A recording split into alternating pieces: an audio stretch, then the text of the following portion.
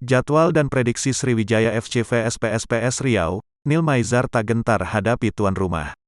Kans Sriwijaya FC untuk mempertahankan rekor tak terkalahkan di babak penyisihan grup akan menghadapi ujian berat dari tuan rumah PSPS Riau, Rabu, tanggal 17 November tahun 2021.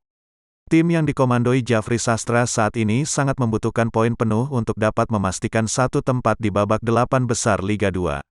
Status PSPS Riau sebagai tim tuan rumah merupakan ancaman nyata untuk Laskar Wong Kito meski telah dinyatakan lolos ke babak 8 besar Liga 2 musim ini. Kondisi lapangan dan berbagai faktor non-teknis lainnya siap menjegal Laskar Wong Kito untuk mempertahankan rekor unbeaten selama 7 laga terakhir.